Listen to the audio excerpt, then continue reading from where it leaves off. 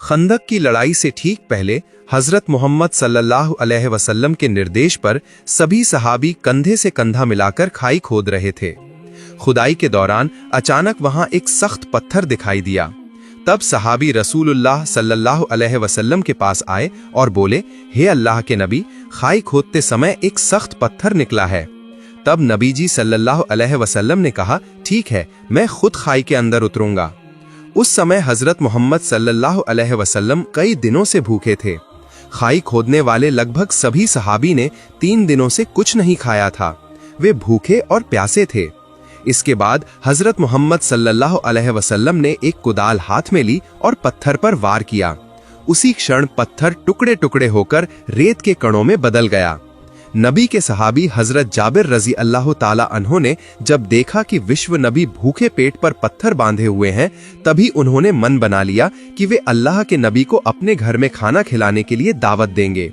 फिर वे वहां से घर लौटे और अपनी पत्नी से बोले, तुम्हारे पास खिलाने के लिए कुछ है? मैंने रसूलुल्लाह सल्लल्लाहु अलैहि वसल्लम को बहुत भूखा देखा है।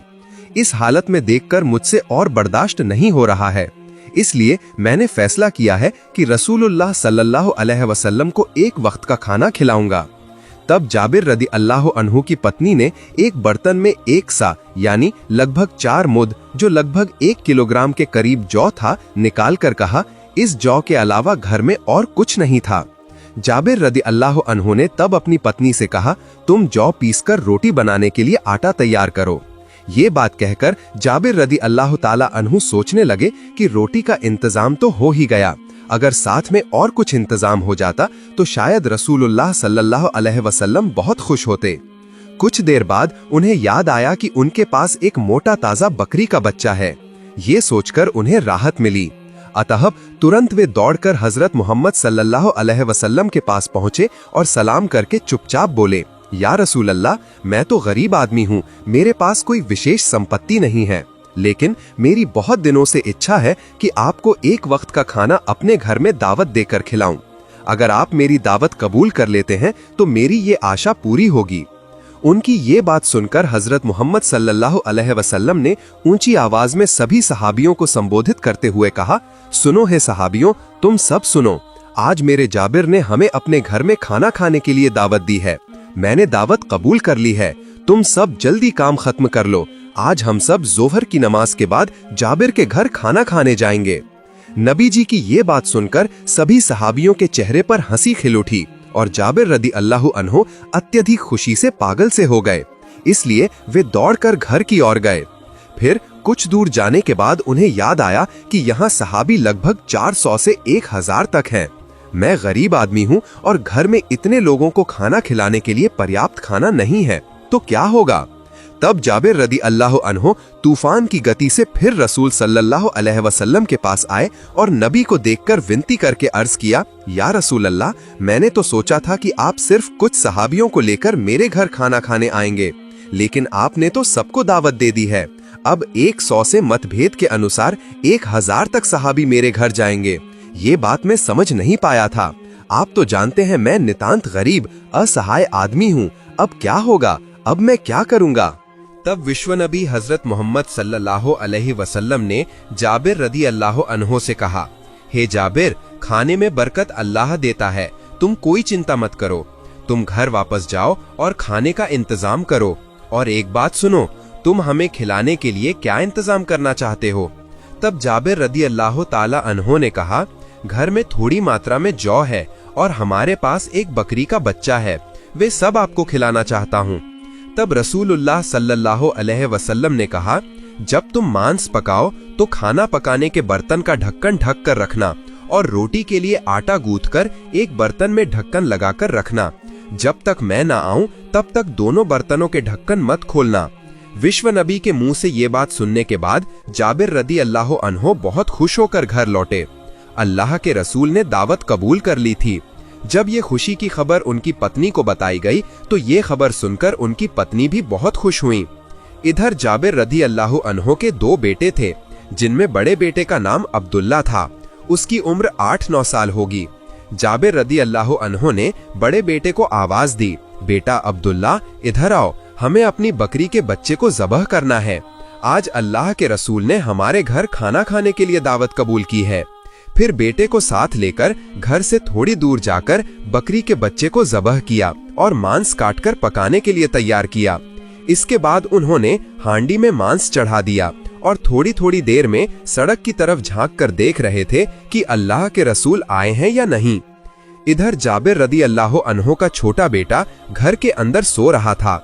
नींद से जागने के बाद वो बकरी के बच्चे को ढूंढने लगा, क्योंकि बकरी का बच्चा उसे बहुत प्यारा था। वो हमेशा उसके साथ खेलता था। जब उसे बकरी का बच्चा नहीं मिला तो उसने बड़े भाई अब्दुल्ला से पूछा, भाई हमारा बकरी का बच्चा कहाँ है? बच्चा तो कहीं नहीं मिल रहा है। तब बड़े भाई अब्दुल्ला ने कहा, तुम तो सो रहे थे इसलिए तुम्हें नहीं पता। अब्बा जान ने आज हमारे बकरी के बच्चे को ज़बह कर दिया है। तब छोटे भाई ने कहा, भाई कहाँ ज़बह किया है, मुझे थोड़ा दिखाओ।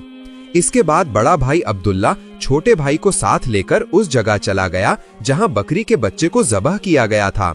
तब छोटे भाई ने बड़े भाई से कहा, कैसे ज़बह किया है, मुझे थोड़ा दिखाओ। अब्दुल्ला तब बोला, तुम देखोगे तो यहाँ लेट जाओ। छोटे बच्चे की उम्र 2-3 साल होगी और अब्दुल्ला की उम्र 8-9 साल होगी। दोनों ही उस समय नादान थे। बड़े भाई अब्दुल्ला की बात मानकर छोटा भाई लेट गया। जब छोटा भाई वहां लेट गया तब नादान अब्दुल्ला ने छोटे भाई के गले पर जोर से चाकू चला दिया, जिसके कारण छोटे भाई के गले से खून उछलकर बाहर निकलने लगा। उसका शरीर छटपटाने लगा। ये हालत देखकर बड़ा भाई अब्दुल्ला बहुत डर गया। इसी बीच जाबिर रदी अल्लाह अन्हो फिर सड़क की तरफ आए, ये देखने के लिए कि रसूलुल्लाह सल्लल्लाहु अलैहि वसल्लम आ रहे हैं या नहीं।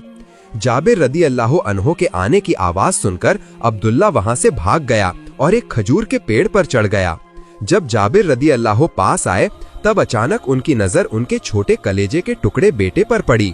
उन्होंने देखा कि उनका छोटा बेटा धूल में लेटा छटपटा रहा है, इसलिए वो तेजी से उसके पास दौड़े और उसी समय उनके सीने के धन प्यारे छोटे बेटे के सीने से जान निकल गई। छोटे बच्चे का शरीर स्थिर हो गया और वो शांत हो गया। जाबिर रदी अल्लाह अन्हो को ये समझने में देर नहीं लगी कि ये घटना कैसे हुई है। तब जाबिर रदी अल्लाह अन्हो अपने प्यारे छोटे बच्चे को गले लगाकर रोने लगे। फिर खुद ही अपने मन को समझाया और बच्चे को लेकर पत्नी को आवाज देते हुए घर के अंदर आए। रसोई घर से पत्नी बाहर आई। उन्होंने पूछा, क्या हुआ है, क्यों चिल्ला रहे हो? तब उन्होंने रोते हुए कहा, पत्नी हमारा प्यारा बच्चा, हमारे सीने का माणिक अब नहीं रहा, वो हमें छोड़कर हमेशा के लिए चला गया है। पत्नी ये बात सुनकर बोली, नहीं ऐसा नहीं हो सकता, मैं ये मान नहीं सकती, मेरा सीने का धन हमें छोड़कर नहीं जा सकता। जाबिर रदी अल्लाह अन्हु तब पत्नी को समझाया, पत्नी सब्र करो, धैर्य रखो, बिल्कुल भी मत रो। आज रसूलुल्लाह सल्लल्लाहु अलैहि वसल्लम हमारे घर आएंगे। वो आकर अगर हमारा रोता हुआ चेहरा देखेंगे तब वो कारण पूछेंगे, तब हम क्या जवाब देंगे? तुम बिल्कुल भी मत रोना। पत्नी को सांत्वना देकर बच्चे को लेकर रसोई घर के पीछे लिटा दिया और एक कंबल से शरीर ढक दिया। इसके बाद बड़े बेटे अब्दुल्ला को ढूंढने के लिए जाबिर रदी अल्लाह अन्हु फिर सड़क की तरफ आगे बढ़े। उन्होंने अब्दुल्ला को पुकारना शुरू किया। अब्दुल्ला तब भी खजूर के पेड़ पर बैठा था। छोटे भाई की मौत के कारण वो डर गया था। वो सोच रहा था कि अगर उसके अब्बा उसे अभी पकड़ लेते हैं तो वो उसे जिंदा नहीं छोड़ेंगे। इस डर से वो कोई आवाज नहीं कर रहा था, चुपचाप खजूर के पेड़ की चोटी पर बैठा रहा। जाबिर रदी अल्लाह अन्हु थोड़ा दूर जाते ही अब्दुल्ला ने सोचा, यहाँ सुरक्षित नहीं है, अब्बा मुझे किसी भी समय देख सकते हैं और अगर उन्होंने एक बार देख लिया तो मेरी खैर नहीं। इसलिए जैसे ही अब्दुल्ला खजूर के पेड़ से नीचे उतरने लगा, उसका पैर फिसल गया और वो धड़ाम से जमीन पर गिर गया और उसे बहुत चोट लगी। जब जाबिर रदी अल्लाह अन्हो ने कुछ गिरने की आवाज सुनकर पीछे मुड़े तो उन्होंने देखा कि अब्दुल्ला खजूर के पेड़ के नीचे पड़ा छटपटा रहा है। इसलिए वो तुरंत दौड़कर बड़े बेटे अब्दुल्ला के पास आए और उसे गले लगा लिया। तब तक खजूर के पेड़ से गिरने की चोट सहन न कर पाने के कारण अब्दुल्ला की जान निकल चुकी थी। कुछ ही पलों के अंतराल में उनके 2 प्यारे कलेजे के टुकड़े दोनों मर चुके थे। इस दुख, इस कष्ट को सहना कितना कठिन था। ये कितनी हृदय विदारक घटना थी, इसे शब्दों में बयां करना असंभव है। उन्होंने बड़े बेटे अब्दुल्ला को गोद में लेकर रोते रोते फिर अपनी पत्नी को बुलाया। पत्नी, तुम कहाँ हो? पत्नी के उस समय सीने में बहुत दर्द था। पत्थर से दबाकर रोटी बनाने के लिए आटे का खमीर बना रही थी। पति की आवाज सुनकर चौंक गई। जल्दी से रसोई से बाहर आई। आकर देखा पति अपने बड़े बेटे अब्दुल्ला के बेजान शरीर को गले लगाकर रो रहे हैं। ये दृश्य देखकर वो खुद को रोक नहीं पाई। चिल्लाकर कहने लगी, ये नहीं हो सकता, मैं ये नहीं मान सकती। आज अल्लाह के रसूल ने हमारे घर दावत कबूल की है और आज ही हमारे कलेजे के टुकड़े हमें ऐसे धोखा देकर चले जाएंगे। मैं ये नहीं मान सकती। तब जाबिर रदियल्लाहु अन्हु ने कुछ शांत स्वर में पत्नी से कहा, पत्नी, तुम इतनी रोना धोना मत करो। घटना को समझ नहीं पा रही हो। मेरा मन कह रहा है कि हमारी कठिन परीक्षा चल रही है। इस परीक्षा में हमें फेल होना नहीं चलेगा, हमें पास होना ही होगा। तुम धैर्य रखो, रो मत, शांत हो जाओ, घर जाओ और खाना बनाओ। अभी अल्लाह के रसूल हमारे घर आएंगे। अगर वे आकर देखें कि तुम और मैं दोनों रो रहे हैं तो वे किसी भी कीमत पर हमारे घर का खाना नहीं खाएंगे। हम रसूल को अपनी जान से भी ज्यादा प्यार करते हैं, यहाँ तक कि अपने बच्चों से भी ज्यादा प्यार करते हैं। हमें कष्ट हो तो उसमें कोई दुख नहीं, लेकिन हम अपने रसूल के मन को कोई कष्ट नहीं दे सकते और देंगे भी नहीं। यह कहकर जाबिर बड़े बेटे अब्दुल्ला को लेकर रसोई के पीछे छोटे बेटे के पास सुला दिया और एक कंबल से ढक दिया। घर में घुसते ही सड़क की ओर देखा। उन्होंने देखा कि अल्लाह के रसूल ऊंट की पीठ पर सवार होकर उनके घर की ओर आ रहे हैं। पीछे सहाबियों की लंबी कतार दिखाई दी, इसलिए वो दौड़कर सड़क की ओर गए और रसूल सल्लल्लाहु अलैहि वसल्लम को बुलाकर कहा, अहलान सहलान या रसूल, यह कहकर स्वागत किया।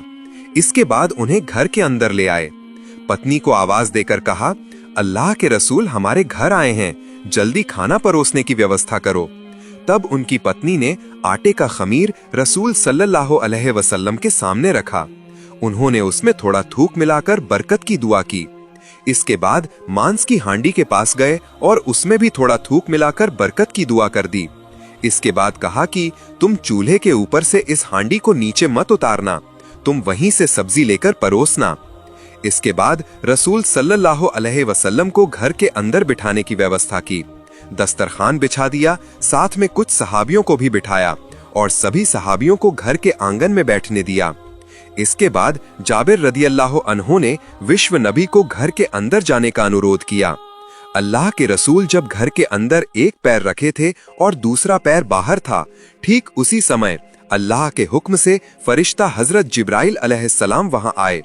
उन्होंने रसूल सल्लल्लाहु अलैहि वसल्लम को सलाम किया और कहा, हे अल्लाह के रसूल, मैं आपके लिए अल्लाह की ओर से संदेश लेकर आया हूँ। अल्लाह पाक ने आपसे कहा है कि आप जब जाबिर के घर खाना खाएंगे तब आप उसके 2 बेटों को लेकर एक साथ बैठकर खाना खाएंगे। यह कहकर हजरत जिब्राइल अलैहिस्सलाम अदृश्य हो गए। इसके बाद रसूल सल्लल्लाहु अलैहि वसल्लम घर के अंदर घुसने के बाद पैर फिर बाहर की ओर निकाले और जाबिर रदियल्लाहु अन्हु से कहा, जाबिर, तुम्हारे तो 2 बेटे हैं, वे कहाँ हैं? तुम उन्हें बुलाओ, हम एक साथ बैठकर खाना खाएंगे।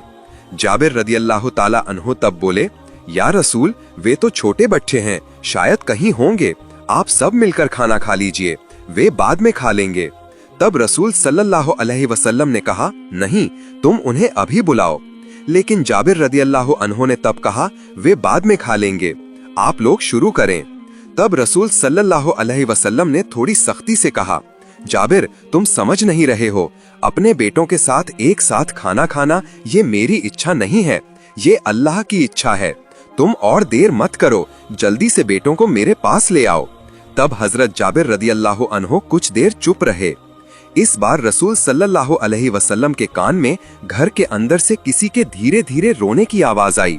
तब रसूल सल्लल्लाहु अलैहि वसल्लम ने कहा, हे जाबिर, घर के अंदर कौन रो रहा है? तब जाबिर रदियल्लाहु अन्हु ने कहा, हुजूर, मेरे साथ आइए, आपको अपने सभी सवालों के जवाब मिल जाएंगे। ये कहकर जाबिर रज़ियल्लाहु अन्हु रसूल सल्लल्लाहु अलैहि वसल्लम को साथ लेकर रसोई घर के पीछे की ओर गए। उन्होंने कंबल से ढके 2 शरीर दिखाए और कहा, ये मेरे बच्चे हैं, ये मेरे दिल के टुकड़े हैं, यहाँ सोए हुए हैं, वे हमें छोड़कर चले गए हैं और जीवित नहीं हैं। ये सुनकर रसूल सल्लल्लाहु अलैहि वसल्लम निस्तब्ध हो गए, कुछ देर चुप रहे। इसके बाद जाबिर रज़ियल्लाहु अन्हु से कहा, अरे जाबिर, तुम इतने कठोर पिता हो ये मैं पहले नहीं जानता था। तुम्हारे कलेजे के टुकड़े तुम्हें छोड़कर चले गए हैं, फिर भी मुझे खिलाने के लिए पागल हो गए हो। यहाँ तक कि मुझे अंदाजा भी नहीं लगाने दिया। तुम्हारे सीने में दुख का पहाड़ है, तुम मुझसे इतना प्यार करते हो। फिर रसूल सल्लल्लाहु अलैहि वसल्लम जमीन पर बैठ गए और दोनों बेटों की सीने पर दोनों हाथ रखकर कहा, हे जाबिर के बेटो, मैं अल्लाह का रसूल हूँ, तुम्हें बुला रहा हूँ, तुम उठो और मेरे साथ खाना खाओ। नबी जी के ये बात कहने के साथ ही अल्लाह के दरबार में वो कबूल हो गया। बेटों की जान फिर से उनके सीने में लौट आई, जीवित हो गए दोनों भाई। इस बार रसूल सल्लल्लाहु अलैहि वसल्लम उन दोनों भाइयों को गले लगाकर घर के अंदर लाए और खाना खाने बैठ गए। तब नबी जी ने सभी सहाबियों को संबोधित करते हुए कहा, हे सहाबियों, तुम सब सुनो। आज तुम जितनी चाहो रोटी खाओ, जितना चाहो मांस खाओ, लेकिन हड्डियां मत चबाना और चूस चूस कर खाना। तब रसूल सल्लल्लाहु अलैहि वसल्लम ने हजरत जाबिर रज़ियल्लाहु अन्हु से कहा, हे जाबिर, तुम सबको खाना तैयार करके दो। तब जाबिर रज़ियल्लाहु अन्हु ने खाने के पतीले का ढक्कन हटाकर हाथ अंदर डाला और उसमें से मांस और रोटी सबको देने लगे। इसके बाद सभी का पेट भर जाने के बाद हजरत मोहम्मद सल्लल्लाहु अलैहि वसल्लम ने हजरत जाबिर से कहा, हे जाबिर, अब तुम मांस और रोटी का ढक्कन खोलो। हजरत जाबिर रज़ियल्लाहु अन्हु ने मांस और रोटी का ढक्कन खोलते ही देखा, पहले की तरह सारा मांस पतीले में मौजूद है, एक टुकड़ा मांस भी कम नहीं है और रोटी पहले जितनी थी उतनी ही है। हजरत जाबिर रज़ियल्लाहु अन्हु ये दृश्य देखकर आश्चर्यचकित हो गए। इसके बाद नबी जी ने हजरत जाबिर रज़ियल्लाहु अन्हु से कहा, हे जाबिर, तुम मांस खाने के बाद सभी हड्डियां मेरे सामने ले आओ। फलस्वरूप जाबिर रज़ियल्लाहु अन्हु ने हड्डियां विश्व नबी के सामने लाकर हाजिर कर दी। इसके बाद हड्डियों को सामने रखकर नबी जी ने अल्लाह के दरबार में दुआ की। उसी समय जाबिर रज़ियल्लाहु अन्हु के छोटे बेटे की वो बकरी हड्डियों के बीच से निकलकर एक दौड़ लगाई। सुभान अल्लाह! यही था सहाबियों का नबी के प्रति प्यार। मदीना की हवा में तब एक अजीब शांति थी। खजूर के पेड़ों के पत्ते हल्की हवा में झूल रहे थे। दूर मस्जिद नबवी की ओर से अजान की ध्वनि सुनाई दे रही थी। लोग एक एक करके अल्लाह के रास्ते पर लौट रहे थे। नबी करीम सल्लल्लाहु अलैहि वसल्लम अल्लाह के संदेश फैला रहे थे, लोगों को एक अल्लाह की इबादत के लिए बुला रहे थे। लेकिन सभी खुश थे, ऐसा नहीं था। मदीना के कुछ यहूदी कबीले थे जो नबी जी की दावत बर्दाश्त नहीं कर सकते थे। उनके दिलों में ईर्ष्या और घृणा थी। उन्हीं में से एक यहूदी महिला थी जिसका नाम लुबैदा बिन्ते असाम था। वो जादू में पारंगत थी और अंधकार शक्तियों की उपासक थी। एक दिन उसने नबी जी को नुकसान पहुंचाने का फैसला किया। उसने सोचा, अगर मोहम्मद को कष्ट दिया जाए तो उनकी दावत बंद हो जाएगी, उनके अनुयायी कमजोर पड़ जाएंगे। इसके बाद एक दिन उसने चतुराई से नबी जी द्वारा इस्तेमाल की गई एक कंघी प्राप्त की। उस कंघी में नबी जी के बालों के कुछ गुच्छे थे। लुबैदा ने उन बालों को लेकर एक धागे में 11 गांठें बांधी और हर गांठ पर जादू का मंत्र पढ़ा और शैतान का नाम उच्चारण करके फूंक मारी। फिर उस गांठ बंधी वस्तु को एक खजूर के सूखे छिलके के अंदर रखकर जरवान नामक एक पुराने कुएं के अंदर फेंक दिया। उधर कुछ ही दिनों में जादू का असर पैगंबर पर दिखने लगा। वे धीरे धीरे कमजोर होने लगे। शरीर में दर्द शुरू हो गया। कभी मन उदास होता, कभी लगता कि उन्होंने कुछ किया है और कभी लगता कि नहीं किया है। सहाबा उन्हें देखकर चिंतित हो गए, लेकिन पैगंबर ने किसी को दोष नहीं दिया। वे नमाज पढ़ते, कुरान पढ़ते, दुआ करते और कहते, मेरा रब ही मेरा सहायक है। दिन इसी तरह बीत रहे थे। पैगंबर समझ गए कि कुछ अदृश्य शक्तियां उन्हें परेशान कर रही हैं। एक रात वे सो गए, तभी एक चमत्कारी घटना घटी। पैगंबर ने सपने में देखा कि 2 फरिश्ते आसमान से उतर रहे हैं। एक उनके सिर के पास बैठा और दूसरा पैरों के पास। पहले फरिश्ते ने पूछा, इस आदमी को क्या हुआ है? दूसरे ने कहा, उन पर जादू किया गया है। पहले ने पूछा, किसने जादू किया है? दूसरे ने कहा, एक यहूदी महिला नाम लुबैदा बिन असाम। पहले ने पूछा, वो जादू की चीज अब कहाँ है? दूसरे ने कहा, एक कुएं में जिसका नाम जरवान है। वहां खजूर के छिलके और गांठ वाले धागे रखे हैं। अगले दिन सुबह उठकर पैगंबर ने सहाबा को बुलाया और कहा, तुम जरवान नामक कुएं में जाओ और वहां जो कुछ भी है उसे ले आओ। सहाबा गए, वे कुएं के पास पहुंचे और देखा कि कुएं का पानी लाल था, जैसे उसमें खून मिला हो। तल में एक गांठ वाली चीज दिखाई दी, जिसमें खजूर के छिलके और बाल उलझे हुए थे। इसलिए सहाबा उसे उठाकर पैगंबर के पास ले आए। तब अल्लाह ताला ने पैगंबर पर 2 सूरह अवतरित किए, सूरह फलक और सूरह नास। पैगंबर ने उन सूरहों को पढ़ना शुरू किया। हर आयत के साथ एक एक गांठ खुलती गई। पहली आयत में एक गांठ खुली, दूसरी आयत में दूसरी, तीसरी आयत में तीसरी। इस तरह सारी गांठें खुल गईं। आखिरी आयत पढ़ने के बाद पैगंबर ने महसूस किया कि उनका शरीर हल्का हो गया है, मन में शांति लौट आई है और वे पूरी तरह स्वस्थ हो गए। सहाबा खुशी से रो पड़े, लेकिन उस जादूगरनी पर गुस्सा भी महसूस किया। उन्होंने कहा, हे अल्लाह के रसूल, क्या हम उसे सजा देंगे? तब पैगंबर ने शांत स्वर में कहा, नहीं, अल्लाह ने मुझे स्वस्थ किया है। मैं किसी को सजा देने नहीं आया, बल्कि रहमत लेकर आया हूँ। फल स्वरूप उन्होंने उस महिला को माफ कर दिया। कितनी अद्भुत उदारता! जो चाहते तो सजा दे सकते थे, लेकिन उन्होंने उस महिला को माफ कर दिया जिसने उन्हें कष्ट दिया था। इसके बाद पैगंबर ने अपने सहाबा को शिक्षा दी, हर सुबह और रात सूरह फलक और सूरह नास पढ़ो, अल्लाह तुम्हें हर बुराई से बचाएगा। उन्होंने कहा, जादू सच है, लेकिन अल्लाह की इच्छा के बिना वो कोई नुकसान नहीं पहुंचा सकता। इस घटना के बाद पैगंबर नियमित रूप से इन 2 सूरहों का पाठ करते थे और अपनी उम्मत को भी आदेश दिया कि सभी इन्हें पढ़कर अल्लाह की शरण लें। ये कहानी सिर्फ एक चमत्कारी घटना नहीं है, बल्कि ये एक बड़ी शिक्षा है। अल्लाह हम सभी को जादू, नजर और शैतान के बहकावे से बचाए। आमीन।